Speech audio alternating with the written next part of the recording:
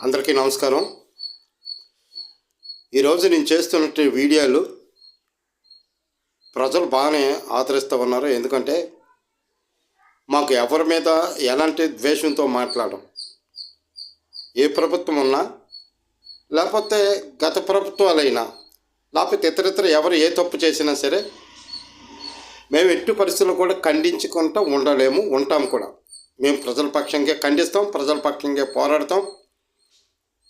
ప్రజలకి వాళ్ళ ప్రాథమిక హక్కులకు ఎక్కడైతే భంగం కలుగుతుందో ఎట్టి పరిస్థితుల్లో కూడా అది పరిశీలన చేసుకొని ప్రభుత్వాన్ని దృష్టికి తీసుకెళ్తాం. కనుక ఉదాహరణ మీకు ఒక విషయం చెప్తాను. మరి ఈ నెల 10-11 తారీఖుల్లో విద్యుత్ ఛార్జీలు పెంచడానికి వీలు లేదని, అలాగే మన మాజీ ముఖ్యమంత్రి జగన్మోహన్ రెడ్డి గారు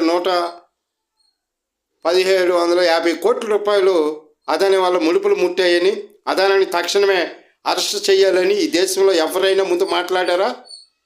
ఒక్కరు, ఈ దేశంలో ఉన్నట్టు పాలిస్తున్నట్టు పాలకులు ఎవరైనా సరే ఒక్కరు కూడా అదానిని అరెస్ట్ చేయాలి, ఈ రాష్ట్రంలో లంచాల రూపంలో తీసుకున్న వ్యక్తిని పై దర్యాప్తు జరపాలి, ప్రజలపై భారాలు మోపకూడదు, కరెంట్ ఛార్జీలు పెంచకూడదు అని నినాదించేది ఒక్క భారత కమ్యూనిస్ట్ పార్టీ సిపిఐ మాత్రమే.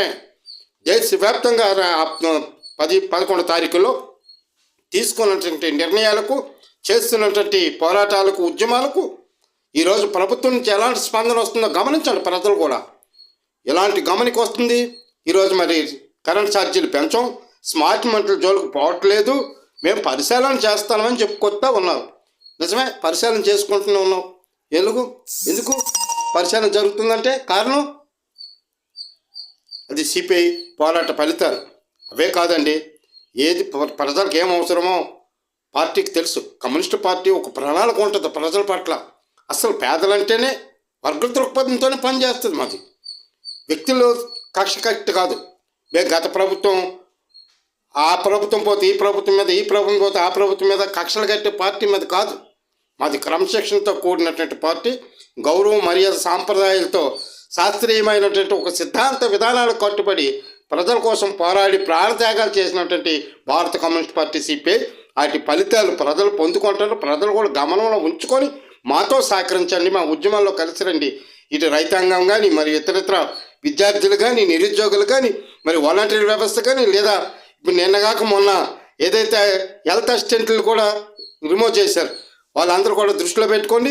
మీకు ఇష్టమైతే మీరు సబ్స్క్రైబ్ చేసి మాకు సహకరించండి, లైక్ చేయండి, వెంటనే సబ్స్క్రైబ్ చేయండి.